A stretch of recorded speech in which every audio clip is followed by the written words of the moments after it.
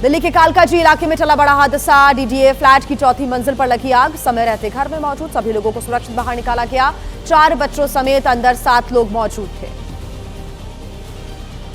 स्वाभिमान पर्व को लेकर सोमनाथ में भारी उत्साह है। शौर्य यात्रा से पहले मंत्रों का जाप जारी है। कुछ देर में प्रधानमंत्री नरेंद्र मोदी भी शौर्य यात्रा में शामिल होंगे।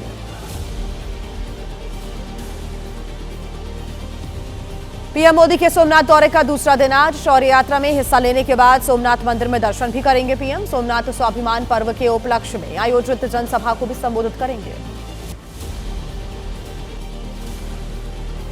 पीएम मोदी ने सोमनाथ मंदिर में ओम मंत्र जाप में हिस्सा लिया। श्री सोमनाथ ट्रस्ट की मीटिंग की अध्यक्षता की। मंदिर परिसर के इंफ्रास्ट्रक्चर को और बेहतर करने पर हुई है चर्चा।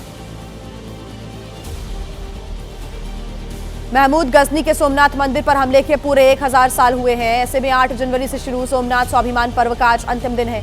मंदिर की रक्षा के लिए बलिदान देने वालों को याद में आयोजन किया गया है। सोमनाथ मंदिर को लेकर कांग्रेस नेता अधीर रंजन चौधरी ने कहा, आजादी मिलने के बाद जवाहरलाल नेहरू ने करवाया मंदिर का पुनर्निर्माण। धार्मिक जगहों को लेकर नहीं होनी चाहिए राजनीति। पीएम मोदी आज राजकोट में वाइब्रेंट गुजरात क्षेत्रीय सम्मेलन में पहुंचकर उसका उद्घाटन करेंगे। जनसभा को भी संबोधित करेंगे। शाम को अहमदाबाद मेट्रो के दूसरे चरण के बचे हुए हिस्से का उद्घाटन भी करेंगे प्रधानमंत्री। देखिए, बांग्लादेश में हिंदुओं पर लगातार हो रहे हमले और उस पर हो रही सियासत की बड़ी खबरें आपको दिखा देते हैं फटाफट 9 सेकंड न्यूज में। बांग्लादेश में हिंदुओं का उत्पीड़न जारी है। एक और हिंदू की जान ली गई है। ऐसे में परिजनों ने कहा है कि 500 बांग्लादेशी टका के लिए युवक का फोन छीना, बुरी तरह से पीटकर जहर खाने को मजबूर किया। अस्पताल में उसकी मौत हो गई। बांग्लादेश में हिंदुओं पर अत्याचार का भारत में हो रहा है विरोध। यूपी के सभी जिलों में आज प्रदर्शन करेगी आम आदमी पार्टी। बांग्लादेश में हिंदुओं के उत्पीड़न पर केंद्र सरकार के चुप रहने पर लगाया है आरोप। बांग्लादेश के हालातों पर बोले बीजेपी नेता निशिकांत दुबे। बांग्लादेश में हिंदुओं के साथ हो रहा है अन्याय। ऐसे हालातों में एक भी बांग्लादेशी को भारत में नहीं खेलने दिया जाएगा। मोहन भागवत ने कहा कि आने वाले 20 से 30 वर्षों में भारत विश्वगुरु बनकर सुख शांति भरा जीवन देने वाला राष्ट्र बनेगा। केवल फूट होने पर ही होती है हिंदुओं की पराजय। आज से किस राज्य के दौरे पर जाने वाले हैं गृह मंत्री अमित शाह? बीजेपी के कार्यकारी अध्यक्ष नितिन नबीन का आज तमिलनाडु में क्या कुछ कार्यक्रम है और प्री बजट बैठक में किस राज्य की तरफ से क्या मांग की जा रही है? 9 सेकंड न्यूज में आपको दिखा देते हैं राजनीति की बड़ी खबरें। केंद्रीय गृह मंत्री अमित शाह का आज केरल दौरा। विभिन्न कार्यक्रमों में हिस्सा लेंगे अमित शाह। पार्टी नेताओं के साथ मुलाकात करेंगे। एनडीए नेताओं के साथ भी चर्चा करेंगे। बीजेपी के राष्ट्रीय कार्यकारी अध्यक्ष नितिन नबीन का तमिलनाडु दौरा। पार्टी कार्यकर्ताओं के साथ करेंगे संवाद। पोंगल कार्यक्रम में भी हिस्सा लेंगे। निकाय चुनाव को लेकर आज ठाकरे बंधुओं की रैली होगी। मुंबई में पहली रैली को संबोधित करेंगे उद्धव और राज ठाकरे। शिवाजी पार्क दादर में होगी जनसभा। बीएमसी चुनाव के लिए बीजेपी शिवसेना का घोषणा पत्र। फडणवीस और शिंदे आज सुबह 11:30 बजे करेंगे जारी घोषणा पत्र को। सोमवार को होगी महायुति की रैली। तो वहीं नागपुर में असदुद्दीन ओवैसी ने कहा कि मोदी राज में मुसलमानों को कहा जा रहा है आतंकवादी और बांग्लादेशी। आज जो मुसलमानों पर जुल्म हो रहा है उसमें कांग्रेस का भी बड़ा हाथ है। ओवैसी बोले, भविष्य में हिजाब पहनने वाली महिला बनेगी देश की प्रधानमंत्री। महाराष्ट्र के मंत्री नितेश राणे ने दिया विवादित बयान। बताया गोल टोपी वाला जिहादी। एसआईआर को लेकर यूपी के मुख्य निर्वाचन अधिकारी ने कहा कि एसआईआर का काम अभी भी जारी है। 6 फरवरी तक दर्ज करवा सकते हैं आपत्तियां। मतदाता सूची को अपडेट करना मकसद है।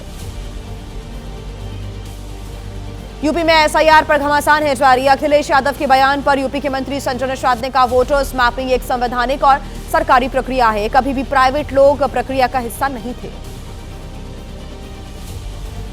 ममता बनर्जी ने किया दावा, रिकॉर्ड में सुधार के बजाय मतदाताओं के नाम काटने की प्रक्रिया है एसआईआर। मुख्य निर्वाचन आयुक्त ज्ञानेश कुमार को पत्र लिखकर आरोप भी लगाए हैं। आईपैक पर ईडी की छापेमारी का मामला सुप्रीम कोर्ट पहुंच गया है। बंगाल सरकार ने दायर की है कैविएट। बीजेपी बोली, डर से ममता ऐसा कर रही है। कुणाल घोष ने कहा कि ममता ने कुछ गलत नहीं किया। बीजेपी नेता शुभेंदु अधिकारी ने हमले का आरोप लगाते हुए थाने में धरना दिया है। कहा है कि टीएमसी के गुंडों ने उनके ऊपर हमला किया। दिख रही है टीएमसी की बेचैनी। केंद्रीय वित्त मंत्री निर्मला सीतारमण की राज्यों के वित्त मंत्रियों के साथ बैठक। केंद्र शासित प्रदेशों के मंत्री भी शामिल हुए हैं। 2025-26 के बजट को लेकर परामर्श बैठक में चर्चा हुई है। प्री बजट मीटिंग पर बोले पंजाब सरकार के मंत्री हरपाल सिंह चीमा। पाकिस्तान से तनाव, बाढ़ से पंजाब को हुआ है काफी नुकसान। पीएम ने किया था 1600 करोड़ के पैकेज का ऐलान, पर एक भी पैसा नहीं मिला।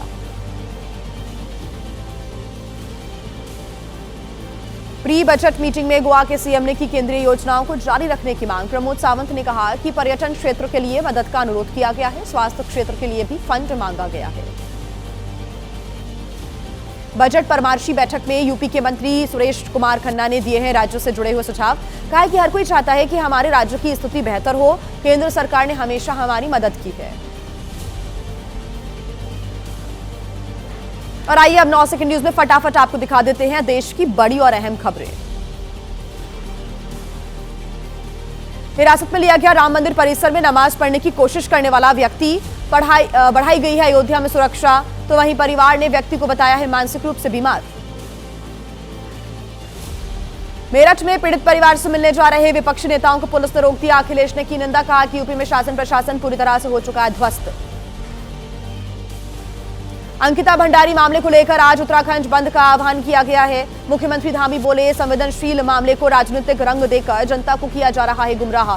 हरीश रावत ने करार दिया मामले में निरंतर संघर्ष का हिस्सा। जब्त रूसी टैंकर में फंसे क्रू मेंबर्स में भारतीय भी शामिल। 3 भारतीयों के परिवारों ने सरकार से रिहाई के लिए लगाई है गुहार। अमेरिका ने जब्त किया था रूसी तेल टैंकर।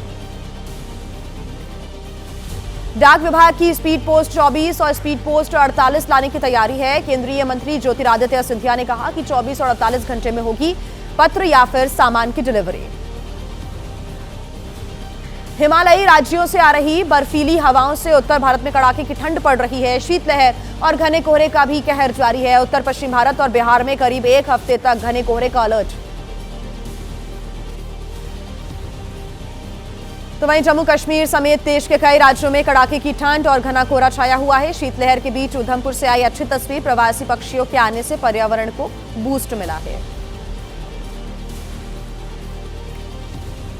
उत्तरीय भारत में कड़ाके की ठंड और शीतलहर का प्रकोप जारी। गिरते पारे के बीच घने कोहरे ने बढ़ाई लोगों की मुसीबतें। दिल्ली में नाइट शेल्टर बना बेघर लोगों का आखिरी सहारा। नाइट शेल्टर पूरी तरह से फुल हो चुके हैं।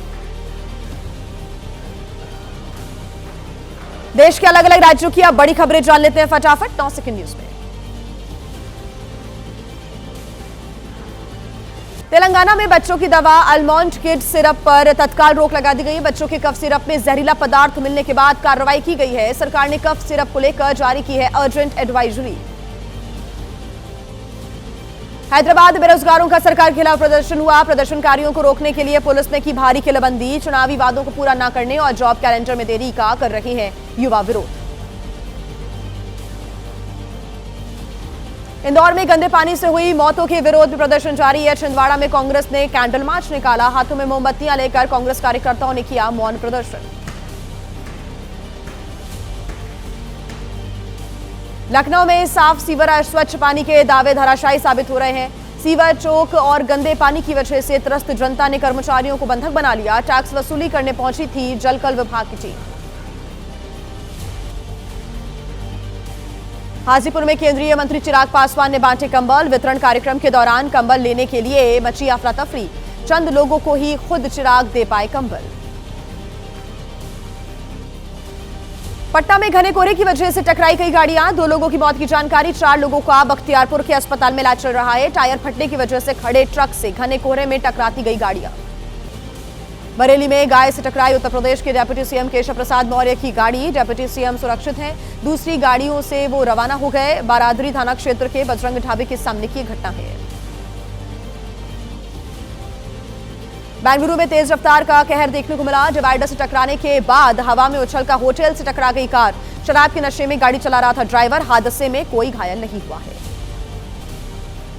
राजस्थान के पोखरण में गौहत्या मामले के मुख्य आरोपी के खिलाफ बुलडोजर एक्शन लिया गया। प्रशासन ने अवैध कब्जों को ध्वस्त किया।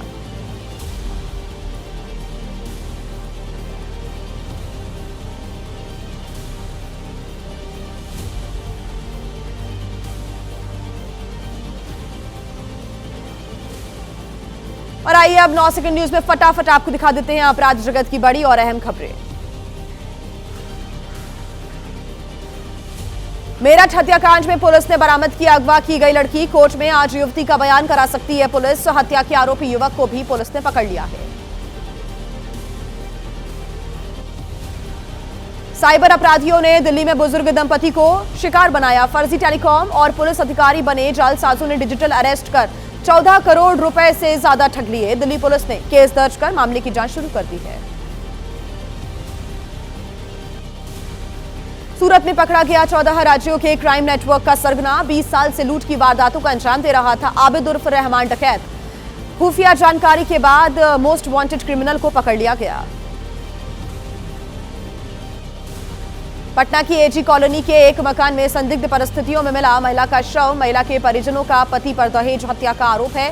कहा कि दहेज के लिए शादी के बाद से ही टॉर्चर किया करते थे। मध्य प्रदेश में रेलवे में सिल्वर स्कैम हुआ है। रिटायर्ड रेलवे कर्मचारियों को दिए गए 3600 चांदी के सिक्के तांबे के निकले। रेलवे ने थाने में दर्ज करवाई है शिकायत। इंदौर की कंपनी को ब्लैकलिस्टेड किया गया। सबरीमाला गोल्ड चोरी केस में गिरफ्तार मुख्य पुजारी को अस्पताल में शिफ्ट किया गया है। बीजेपी ने गिरफ्तारी को बताया ध्यान भटकाने की कोशिश। कहा कि दूसरों को बचाने के लिए मंदिर के पुजारी को अरेस्ट कर लिया गया। ग्रेटर नोएडा में एनकाउंटर के बाद पकड़ा गया चेन स्नैचर। मुठभेड़ के दौरान गोली लगने से घायल बदमाश अस्पताल में भर्ती है। सोसाइटी की लिफ्ट में की थी चेन स्नैचिंग की कोशिश। बिहार के हाजीपुर में ट्रक से भिड़ी बड़ी मात्रा में विदेशी शराब बरामद की गई है। शराब तस्करी के लिए ट्रक में बनाया गया था एक तहखाना भी तलाशी में बरामद हुए हैं विदेशी शराब के 670 कार्टन।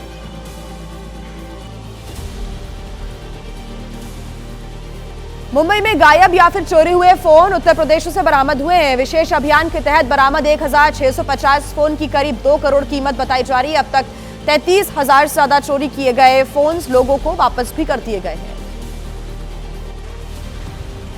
बरेली में 15 साल की लड़की को अगवा करने वाले 3 आरोपी गिरफ्तार किए गए। इंस्टाग्राम के जरिए लड़की से दोस्ती की थी, फिर नाबालिग बच्ची का अपहरण कर लिया था। झांसी में गरौठा इलाके के एक मंदिर में हुई चोरी। मूर्तियों से जेवर चुराने के बाद चोर ने भगवान से माफी भी मांगी। सीसीटीवी में कैद हुआ चोर, जांच कर रही है पुलिस।